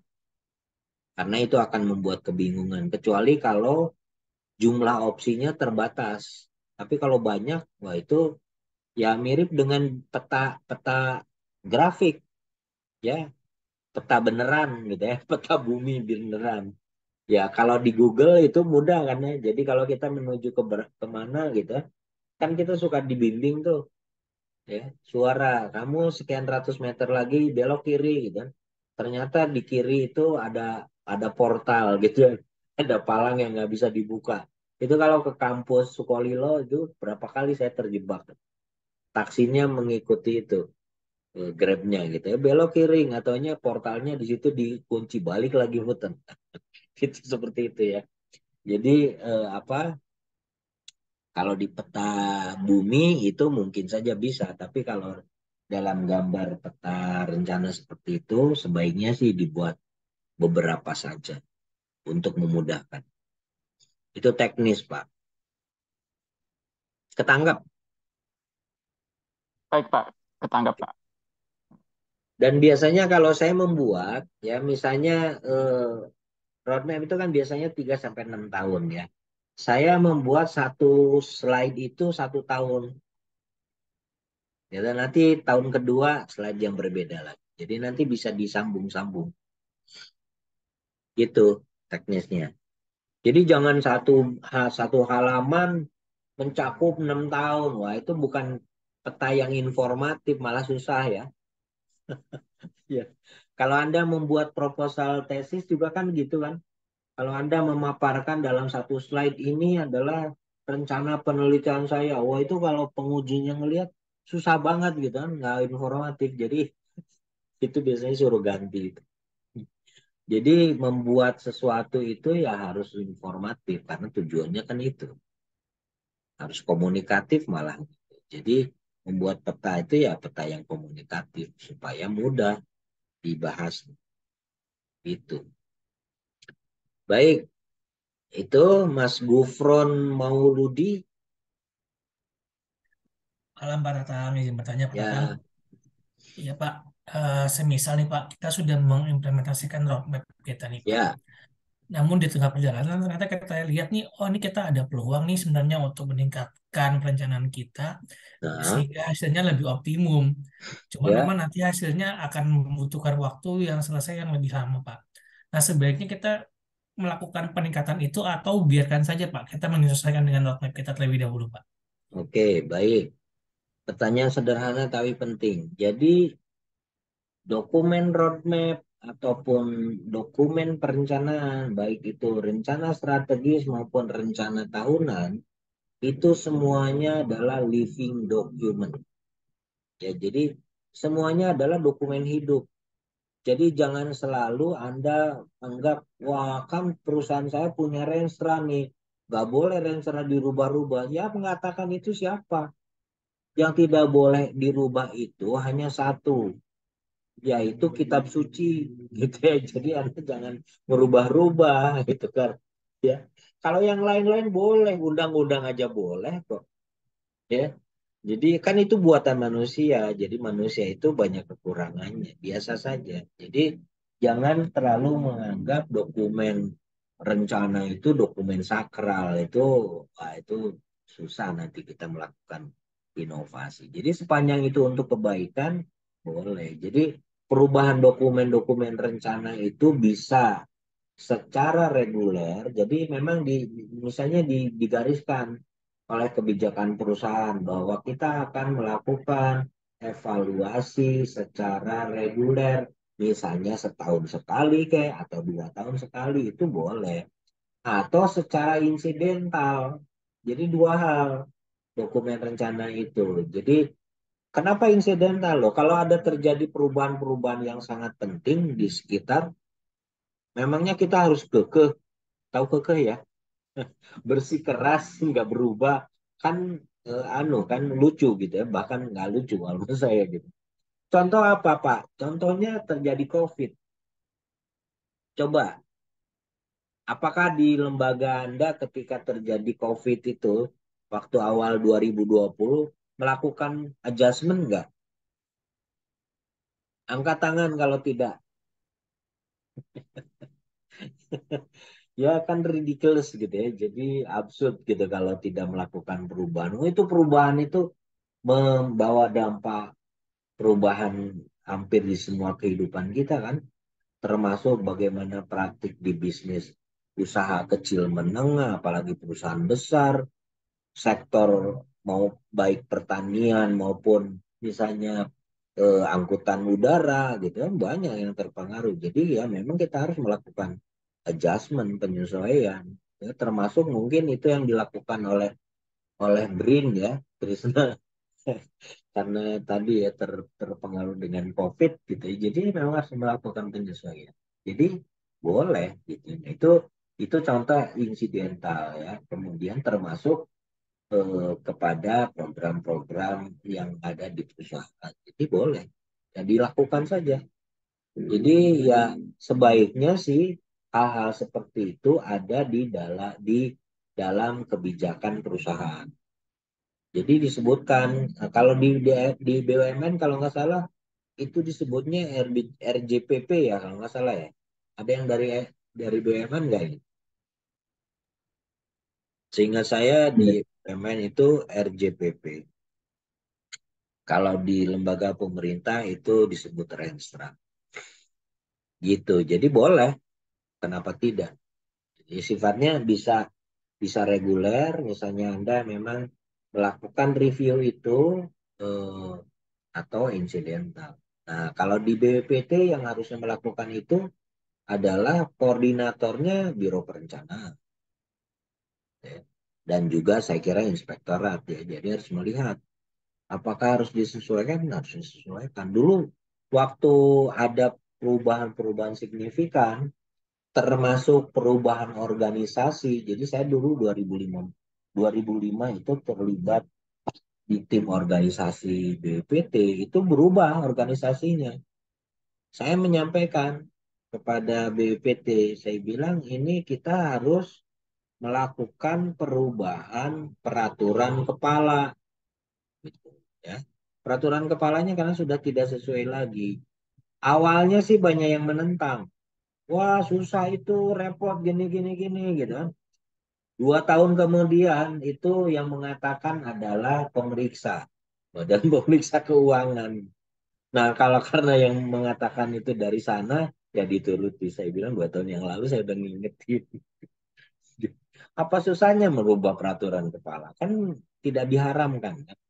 Bahkan kalau tidak disesuaikan malah jadi masalah, gitu kan? Karena mengacunya kepada peraturan kepala yang lama. Hal-hal seperti itu, jadi gitu ya. Jadi kalau di bidang manajemen itu seperti itu. Jadi Anda sekarang kan sudah belajar ya, di S2 di manajemen. Jadi kalau ada hal-hal seperti itu, Anda wajib mengingatkan. Tidak ada satupun dokumen yang tidak boleh dirubah, kecuali kitab suci. Ya, tentu tergantung keyakinan Anda masing-masing. Gitu ya.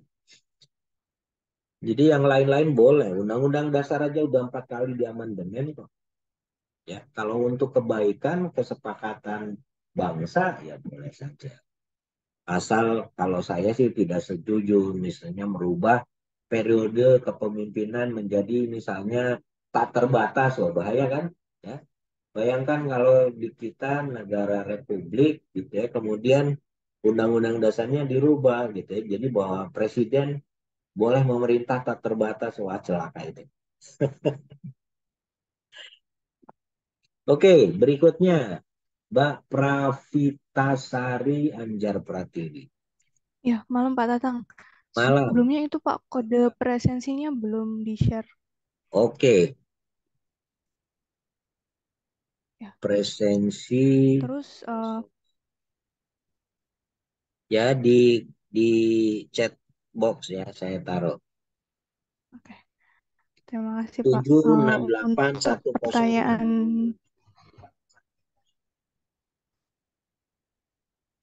Ya, silakan. pertanyaan dari saya ini Pak, untuk mengukur seberapa efektif roadmap yang kita buat itu apa ada kriterianya? Kalau kita belajar di project management itu kan ada dia tuh harus on time, on budget, sama on spec atau kita bisa mencapai tujuan yang mau kita rencanakan.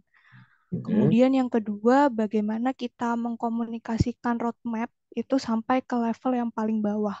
Karena kan sumber daya itu menjadi yang penting. Jadi kita harus mengkomunikasikannya itu seperti apa yang biar efektif dan semua orang di perusahaan itu bisa tahu rencana kita ke depannya itu seperti apa. Oke, yang pertama tadi pertanyaannya apa? Apakah ada Untuk kriteria gitu ya? ya betul. Kriteria umum ada di buku saya. Jadi di bahan itu juga ada ya, misalnya dia menjadi dokumen lembaga dan sebagainya itu nanti dibaca sendiri. Tapi sebetulnya dari pengalaman yang paling penting itu apakah dokumen roadmap itu membantu kita memperbaiki kerja kita enggak? Jadi kan setiap perusahaan itu punya KPI kan ya, Key Performance Indicator. Apakah adanya roadmap itu membantu efektivitas dan efisiensi pencapaian KPI atau enggak? Nah, itu yang paling penting. Itu satu. Terus bagaimana cara menyampaikan? Ada dua hal. Satu ya, kalau ini menjadi kebijakan organisasi termasuk perusahaan, sebaiknya memang CEO harus menyampaikan secara langsung kepada seluruh halayak. Satu. Ini idealnya loh ya. Jadi misalnya apakah itu presiden direktur atau direktur utama atau apapun. Pimpinan tertinggi yang menyampaikan. Supaya halayak melihat bahwa memang ini kebijakan pimpinan. Yang kedua, lakukan secara berjenjang. Jadi jangan semuanya dilempar tanggung jawabnya itu kan ada di pimpinan gitu kan. Jadi berjenjang dong. Di bawah presiden direktur atau direktur utama itu siapa? General manager atau siapa? Kemudian di bawahnya lagi siapa? Jadi selalu berjenjang. Ya, itu yang kita lakukan. Jadi kepala BPT wajib menyampaikan, biasanya kita di acara tertentu ya, itu menyampaikan tuh pidato kepada semua karyawan. Itu wajib, karyawan harus mendengar langsung dari pimpinan tertinggi apa perubahan penting yang disampaikan. Itu yang pertama. Yang kedua, nanti dari kepala BPT ini contoh ya, sebagai contoh ya. Itu disampaikan di Rapim kepada semua deputi. Dan deputi juga harus mengambil tanggung jawab untuk menyampaikan kepada para direktur atau kepala unit. Selalu begitu. Kalau saya selalu gitu. Dan bahkan kita lakukan itu apa namanya kayak roadshow gitu. Jadi saya memastikan setiap unit kerja mendapatkan informasi langsung. Nah, itu yang dilakukan. Jadi jangan jangan jangan menunjuk orang tertentu. Wah, udah kamu aja deh yang tanggung jawab. Nanti para direkturnya lepas tangan. Jadi tanggung jawab itu harus diambil sesuai dengan jenjang tanggung jawab di lembaga. Gitu. Menjawab pertanyaannya, Iya, Pak. Terima kasih. baik. Raya Fitriah, Baik, Fitrian. Pak. Ya, Baik, Pak. Terima kasih, Pak Tatang. ya, Izin bertanya, Pak, apabila di dalam waktu pengaplikasian roadmap tadi, Pak, itu kan sifatnya bisa multi years ya, Pak ya, seperti ya. yang tadi di-share Mas Krisna. Nah, Nah, apabila di kalau tahun ke sebentar, kalau ya, roadmap itu selalu multi years. ya, Gitu. Jadi kalau kalau tidak multi years ya pakainya rencana tindak saja. Gitu. ya, Ya, ya, oke. Pak. Terus apa? Ya, Pak. Jadi apabila di tahun kesekian itu pengembangan teknologi tersebut sudah tidak relevan lagi, Pak. Atau misalnya ada teknologi baru yang mensubstitusi teknologi yang akan kita teliti gitu, Pak. Itu Oke. yang dilakukan apa ya, Pak ya? Apakah kita cut roadmap kita sampai di situ atau kita selesaikan sampai selesai, Pak? Karena kan terkait resources yang akan digunakan. Oh, jadi kalau terjadi perubahan ya lakukan perubahan, nggak ada masalah. Jadi selalu kita harus up to date. Jadi makanya kita perlu punya roadmap itu, kita bisa melihat di roadmap kita itu bagaimana, apakah masih relevan nggak? Oh ternyata ada perubahan teknologi, nah ini yang bisa membawa perubahan signifikan, ya tentu saja harus disesuaikan dong, gitu ya. Jadi kita jangan bersikukuh, ya pokoknya menurut roadmap gini kok, roadmap itu bisa dirubah. Jangan jangan takut bahwa kalau kita punya roadmap itu kita sudah terkunci, enggak gitu. Jadi roadmap itu hanya sebagai guidelines kita, memandu kita. Ya, tapi kalau kita melihat ada hal yang harus kita rubah, ya kita lakukan perubahan. Jadi nggak ada masalah. Nah, justru dengan punya roadmap kita tahu kenapa kita harus melakukan perubahan. Gitu. Ketanggap? Tangkap, Pak. Itu Pak, itu kan terkait pertanggungjawaban anggaran ya, Pak. Misalnya kita Ya, sudah apa namanya menggunakan anggaran sekian gitu. Ternyata ya, di tengah roadmap itu belum ada outputnya, tapi sudah ada teknologi baru gitu, Pak. ya. Itu apakah kita tetap melanjutkan roadmap itu dengan modifikasi atau kita cut di tengah jalan gitu, Pak? Ya, kalau kalau kalau saya ya, ya kita lakukan assessment. Apakah dengan menyetop penggunaan teknologi itu akan lebih baik dibanding dengan melanjutkan penggunaan. Jadi ada hitung-hitungannya, misalnya ada pertanggungjawaban keuangan. Tapi jangan bersikuku bahwa ternyata teknologi yang lama itu sudah tidak efektif, itu bisa bahaya malah. Kan bisa kita terjebak di penyalahgunaan anggaran kan. Wah ini ngabis-ngabisin duit saja ini gitu. Gitu ya. Tapi kalau ternyata memang kondisi memaksa kita melakukan perubahan, itu bisa dipertanggungjawabkan gitu ya kepada pihak yang tadi misalnya melihat mana pertanggungjawabannya. Oh, ini saya stop justru misalnya untuk kebaikan kan. Kalau tidak di stop maka terjadi pemborosan. Kita stop aja. Kenapa? Gitu. Nah, tentu yang harus mempertanggungjawabkan itu pimpinannya dong gitu. Jadi kalau kan berjenjang ya. Kalau di tempat kami dulu itu ada kepala bidang, ada direktur gitu, ya. Kemudian penanggung jawab kegiatan itu siapa dan sebagainya. Nah, selalu penanggung jawab kegiatan itu di eselon 2 biasanya. Tapi penanggung jawab program itu di eselon 1, deputi. Dan itu bisa paralel gitu ya. Jadi jangan terus diserahkan ke anak buah suruh nanggung jawab. Ntar anak buahnya masuk penjara, bosnya enak-enak aja. Yang bisa terjadi di lingkungan dulu seperti BPT itu ketika salah mengelompokkan program pengembangan teknologi dengan pengadaan biasa. Itu bisa berbahaya. Jadi, contoh ya, dulu ada program itu dananya besar gitu ya, padahal itu adalah program kegiatan riset pengembangan teknologi, tetapi dimasukkan kepada pengadaan procurement.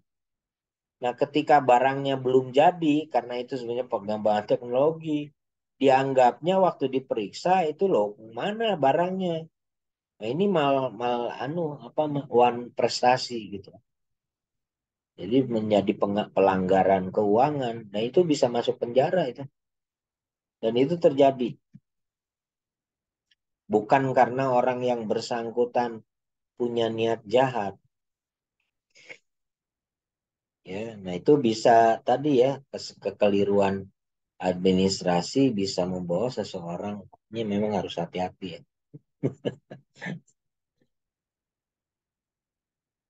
Gitu.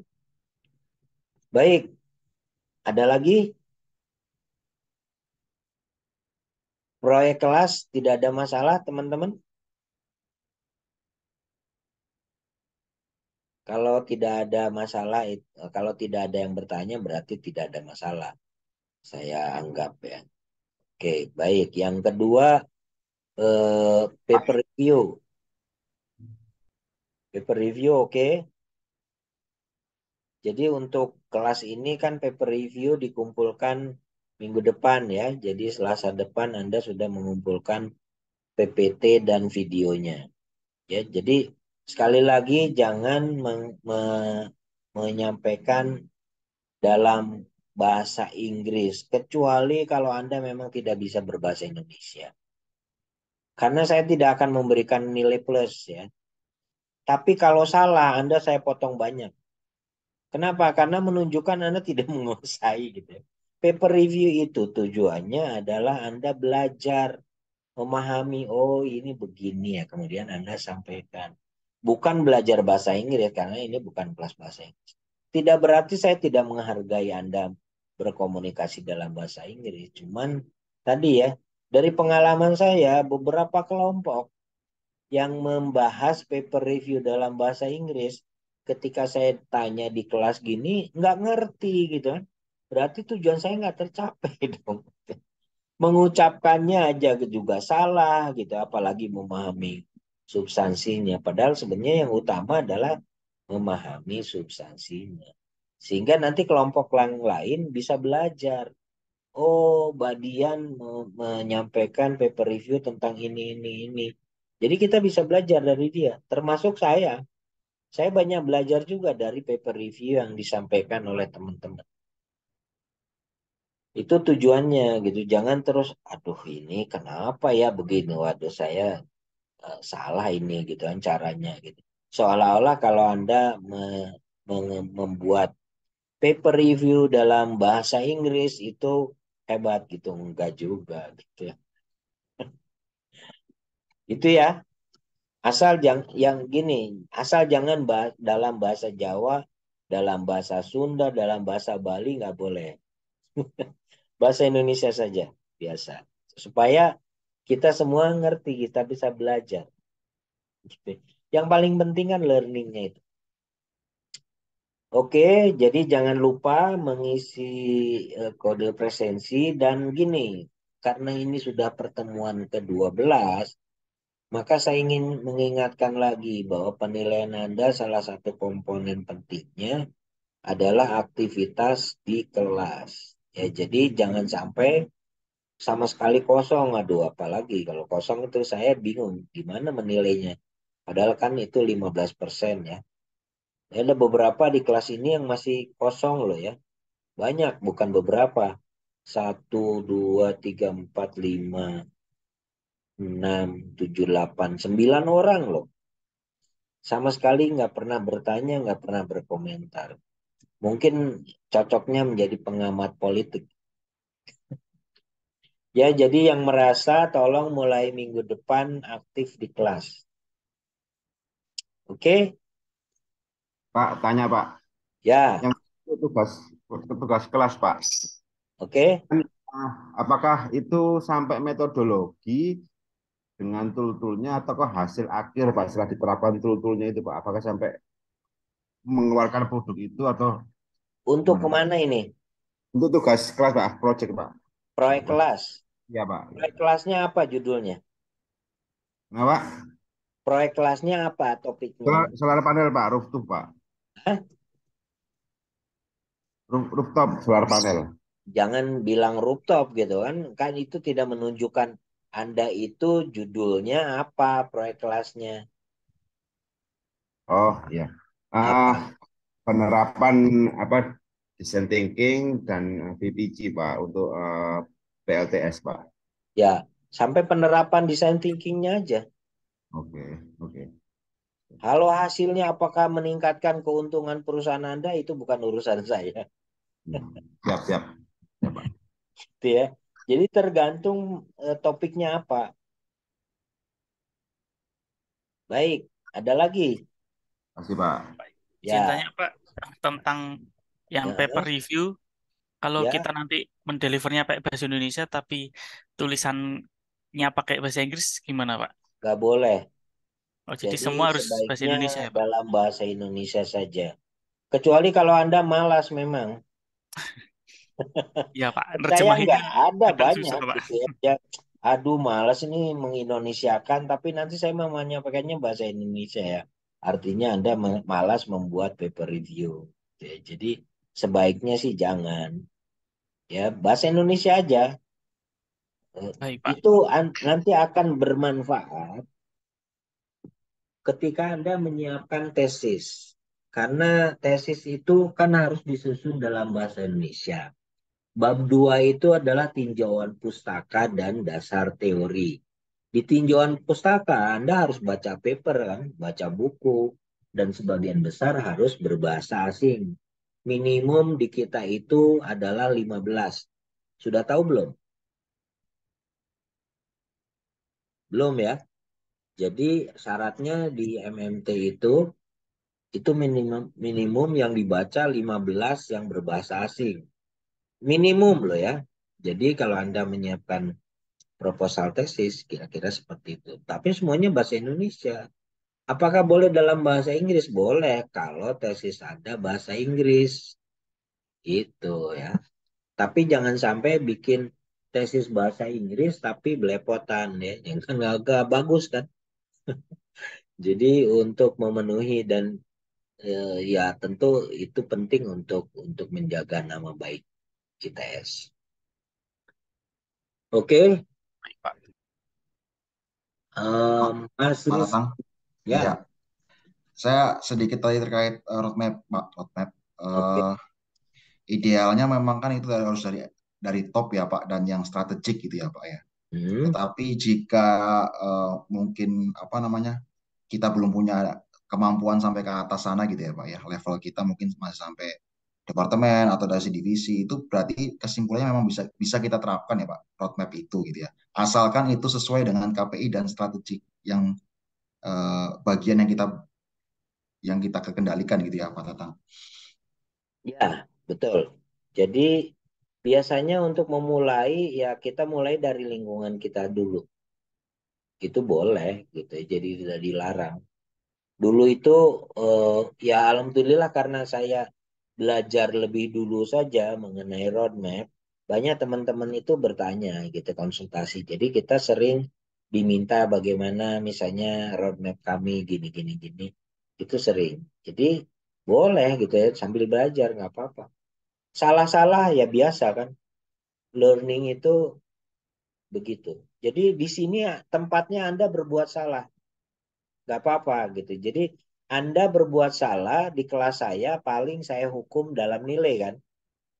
Nah kalau Anda berbuat salah di masyarakat, hati-hati gitu. Jadi nggak apa-apa gitu ya. Tapi cara-cara bersalahnya itu ada hal yang lebih educated gitu ya. Jadi gitu. Jadi boleh gitu, nggak ada masalah. Disinilah tempat Anda berbuat salah karena sedang belajar. Ketangkep, Mas Rizky? Iya Pak. Karena Oke. kalau lihat videonya Pak Tatang kan memang harus sebenarnya dari atas ya Pak, tapi bisa kita terapkan. Oke Pak. Oh ya, itu gini, kan saya menggambarkan ya, jadi prosesnya itu top down bottom up, pull and push. Jadi itu istilah akademisnya lah. Tapi sebetulnya menyiapkan roadmap itu bisa dimulai dari mana saja. Yang paling penting adalah dari orang yang berani menjadi pemrakarsa, itu yang paling. Oke, Agustina Dwi Retnaning Tias. Iya, Pak. Izin Ya, bertanya terkait oke. dengan paper review, Pak. Oke. Untuk istilah yang biasa digunakan dengan bahasa Inggris yang umum itu apakah juga perlu diterjemahkan ya, Pak? Maksudnya Contoh di paper itu ada istilah tentang metode-metode yang sudah umum menggunakan istilah bahasa Inggris, apakah juga harus diterjemahkan ke bahasa Indonesia? kalau istilah itu sudah ada padanan bahasa Indonesianya, sebaiknya menggunakan padanan bahasa Indonesia. Kecuali kalau belum ada, gitu ya. Jadi kalau kalau sudah ada, pakai aja bahasa Indonesia.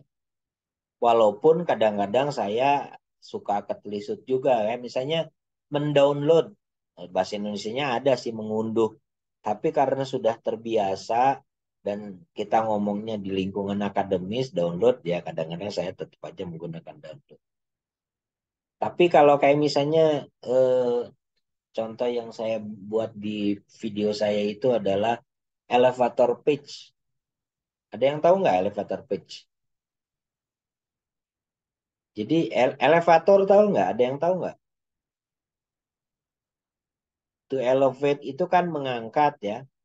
Tapi kalau elevator itu kan tangga berjalan kan kalau kita lihat di kamus bahasa Indonesia. Ya enggak? Elevator, oh tangga berjalan. Kalau di komedi katanya di itu dijawakan undang-undakan melaku dewek gitu kan. Ada yang tahu nggak? Dulu kan ya jadi orang-orang dari Tegal gitu katanya melihat elevator itu undang-undakan melaku dewek. Nah, eh, kayak gitu kan istilah di Indonesianya belum ada ya elevator pitch.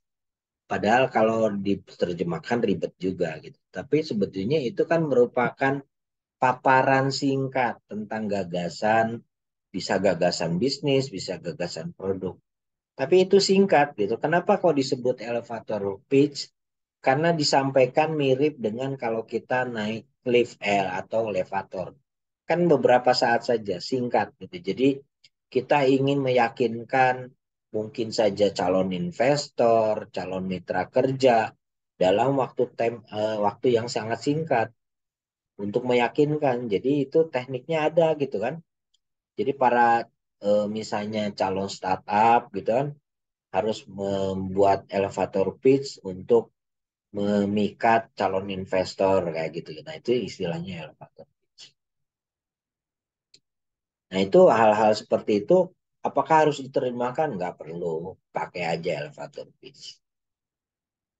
Gitu.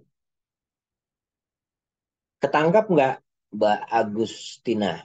Iya, Pak, ketangkep, Pak. Ya, oke. Jadi kalau istilah itu nggak terlalu rigid lah ya, tapi nanti Anda kalau membuat proposal tesis memang agak lebih rigid. Cuman dia biasakan berlatih. Karena semester depan Anda harus mengambil kuliah tesis metodologi. Tuh ya. Oke, masih ada? Sudah tidak ada? Kalau tidak ada, kita bisa akhiri. Jangan lupa mengisi kode presensi. Sekali lagi loh ya, untuk teman-teman yang tidak aktif sama sekali, tolong saya supaya punya justifikasi memberikan nilai baik kepada. Sebenarnya aktif di kelas kan nggak susah ya. Saya dulu itu paling nggak suka ngomong di kelas itu, tapi dipaksa oleh profesor saya. Dibilang kalau kamu nggak bicara, saya tidak tahu Anda itu ngerti atau tidak gitu ya. Gitu ya. Jadi dulu itu ada profesor saya, itu mata kuliah environmental policy ya, kebijakan lingkungan. Setiap minggu kita dikasih bacaan apapun. Bahkan suruh lihat di TV ada isu apa yang beredar di lingkungan kita yang berkaitan dengan topik kita, kebijakan lingkungan. Wah, itu harus disampaikan. Dulu waktu S1 saya belajar dari Pak Kuntoro Mangkusubroto, ada yang tahu nggak ya? Itu idola saya itu dulu dosen. Tapi setiap malam Senin saya nggak bisa tidur. Kenapa? Setiap Senin itu beliau mencari paper secara random. Setiap minggu kita dikasih paper tuh, suruh bikin rangkumannya. Nanti random tuh diambil tiga orang harus presentasi. Nah, pada saat itu, waktu saya ngambil S1, ada lagu yang judulnya Tell Me Why I Don't Like Monday. Dan itu mirip sekali itu. Setiap malam Senin itu kita nggak pernah tidur gitu ya. Tapi setelah itu saya banyak belajar. Wah iya ya, kalau saya nggak dipaksa seperti itu, nggak ngerti itu banyak. Jadi saya ngerti tentang teknik industri itu justru waktu ngambil mata kuliah beliau. Wah, jadi ini ilmu ini gini gini gini gini. Awalnya itu kok kenapa ya kok di engineering saya harus belajar ekonomi, harus belajar psikologi, ngelas gitu kan, belajar mekanika teknik macam-macam. Semua ilmu dipelajari. Nah, tapi Pak Kuntoro membukakan cara berpikir saya. Oke, baik. Saya kira kalau saya ngomong nggak habis-habis. Kita insya Allah ketemu lagi Selasa depan. Kalau Anda yang selesai sebelum Selasa boleh mengumpulkan lebih dulu ya tentang paper review-nya. Gitu ya. Jadi tidak harus kalau deadline-nya Selasa benar-benar menggunakan deadline. Ya gitu. Baik, mudah-mudahan kita semua diberi kesehatan sampai ketemu Selasa depan. Terima kasih. Wassalamualaikum warahmatullahi wabarakatuh. Waalaikumsalam warahmatullahi wabarakatuh. Waalaikumsalam. Terima kasih, Pak. Ya, sama-sama.